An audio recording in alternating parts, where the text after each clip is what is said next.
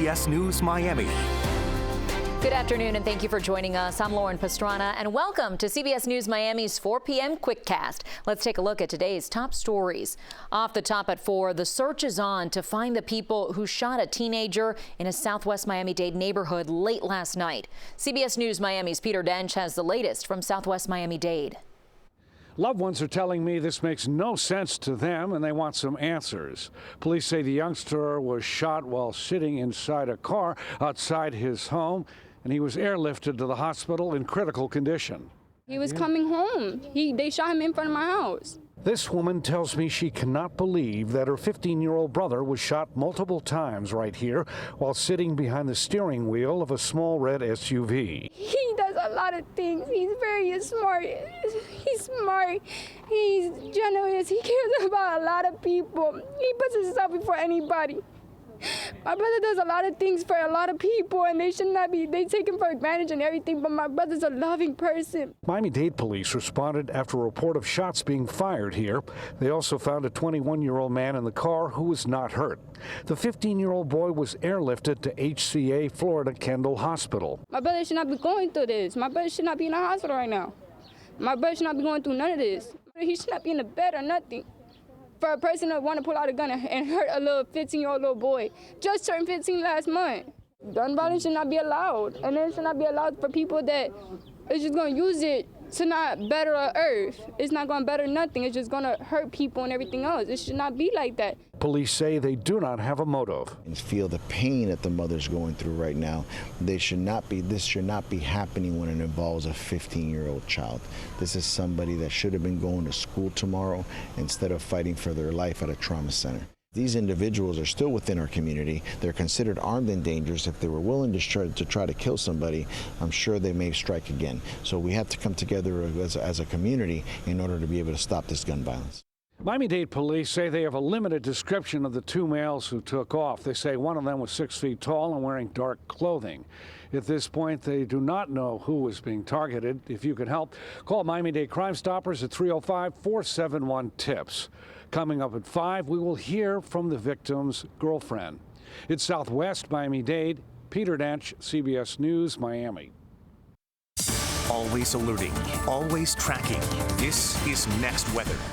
Taking a live look outside, we've got a calmer day and drier air in store. It looks pretty nice, but we could see some showers as we head into the weekend. Oh no, next weather meteorologist Dave Warren has that weekend weather. Hey Dave. Yes, say Lauren, we have limited the showers. We have not eliminated them from the forecast. A few are popping up right now. You see that nice clear sea breeze working its way to the interior as it moves in.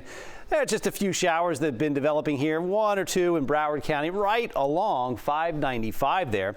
That's around Plantation, and a bit farther south. It's down around Homestead and Florida City along the 18-mile stretch. Even a few lightning strikes there. This is the area here over the next few hours that we could see these storms really start to fire up, try to push to the interior, maybe even work their way back. But we are seeing pleasant conditions here.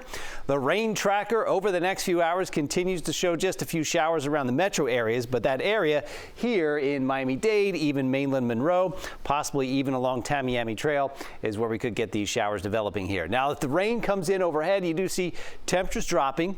We still managed to hit 90, even 91, so we'll continue that stretch here, but we're down into the mid-80s.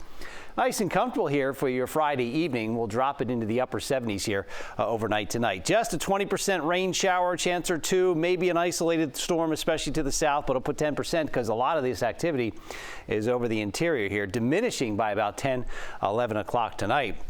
Nice blue sky here, looking off in the distance, feeling like it's close to 90, so a nice little break from the very hot temperatures here. We continue to watch the tropics. Now, it was a potential tropical system, and now it has become Tropical Storm Ophelia here, moving north at 12 miles an hour. This will be impacting the Carolinas and then work its way up here through the mid-Atlantic. Tropical storm conditions likely landfall early tomorrow in the Carolinas, then continuing to move north before dissipating here over diminishing are falling apart over parts of the mid-Atlantic here. These are the tropical storm warnings that are in effect. They will likely see tropical storm conditions here across the mid-Atlantic. We will see just hot temperatures, still about 90 degrees. Now a break from the rain for the first day of fall. The game on Sunday. Showers and storms as the moisture works its way back into the area, increasing for the start of next week. All right, Dave, thank you. Now at 4, new video shows the moments leading up to a deadly hit and run in Hialeah last weekend. The car was spotted traveling down the North River Drive ramp onto westbound Northwest 36th Street. Right as it gets off the ramp, the vehicle hits a 33-year-old woman on the street. She later died. The car then stops a few feet away, and the reflection of the hazard lights could be seen bouncing off the nearby wall. Here's a better look at the car police are looking for. It likely has some front-end damage. If you know anything about this case, call Hialeah Police. New Jersey Democratic Senator Bob Menendez is now charged with corruption-related offenses for the second time in 10 years.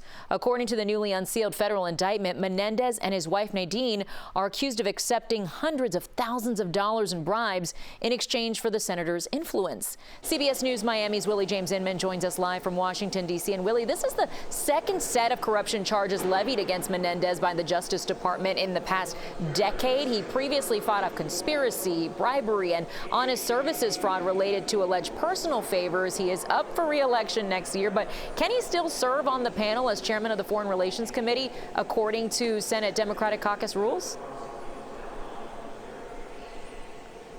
Well, that is the big question, Lauren. And according to those Senate Democratic rules, the chairman of the Senate Foreign Relations Committee, in this case, Bob Menendez, the senator from New Jersey, will have to step aside. Now, I want to tick through 2 key lines from the rules listed on the Senate Democratic webpage. It says, quote, any member of the conference who serves as chair or ranking member of a standing, select, special, or joint committee who is charged with a felony shall immediately step aside in favor of the next most senior eligible Democratic member of the committee. So that indeed means that Menendez would have to step aside. It would be similar to the situation that he faced years ago when he had to do just the same thing.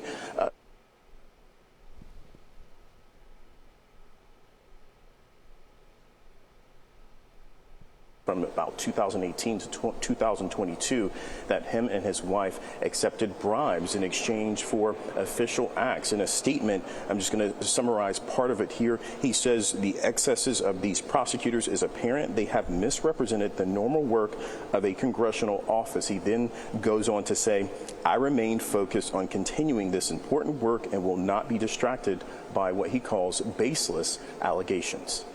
And Willie, you've had a chance to look over this indictment. What are prosecutors saying as far as what federal agents found at the senator's home during this investigation?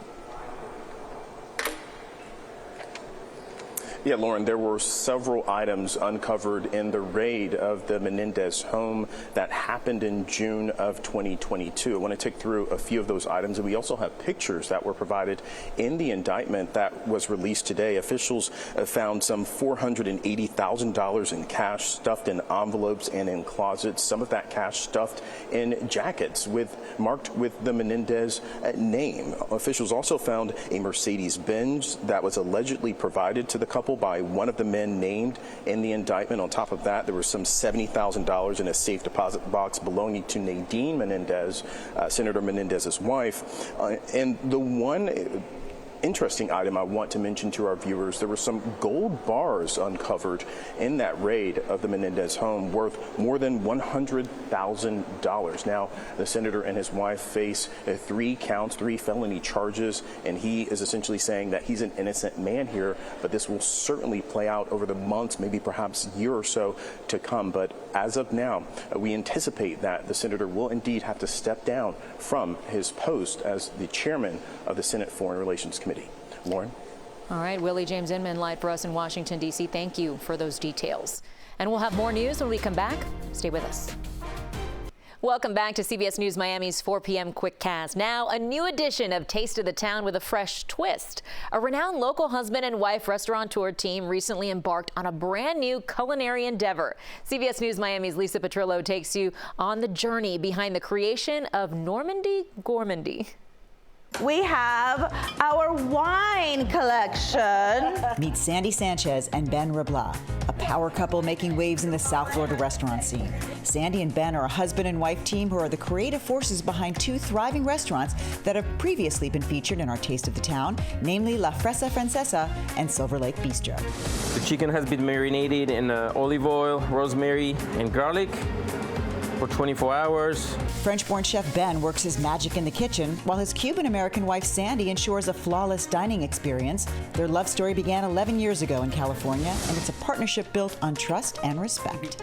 I trust him and he trusts me with everything. We never second guess each other. And I'm gonna cry, but it's true. I know. And always telling your wife, yes, ma'am. That's the key. That's the secret. He always goes for all of my ideas. Smart guy. Recently, this dynamic duo embarked on a new culinary venture called Normandy Gourmandy, a gourmet market inspired by European traditions.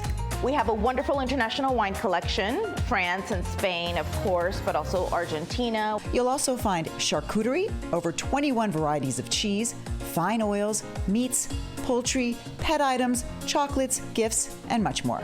It's those special items you can't find in a big box store, and it's just down the street from their Silver Lake Bistro in the charming Miami Beach neighborhood known as Normandy Isle. And the important part also of the market is, neighborhood market.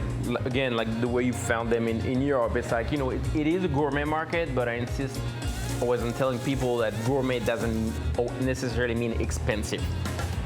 It's just like well-chosen products. The name came to them one night at home just down the street from their new venture. Ben is literally drinking a glass of wine, reading his book, and he's like, Normandy Gourmandy? And I'm like, that's so ridiculous. And then I was like, ridiculous. I love ridiculous. Ridiculous is my thing. So that was it. I had the pleasure of sampling their exquisite imported Serrano ham with Manchego cheese, drizzled with truffle honey, served on a gourmet cracker. A little nutty from that cheese, delicious fresh cracker. It's all a lady needs in the afternoon. Delicious. Santé. Wonderful day here. Tell us how many days you're open. We're open 5 days, Wednesday through Sunday. Come and join us. With a fantastic Taste of the Town here on Normandy Isle, I'm Lisa Petrillo, CBS News, Miami. Love their partnership and their food. That's our CBS News Miami Quickcast. I'm Lauren Pastrana. Stay tuned for more news right here on CBS Miami.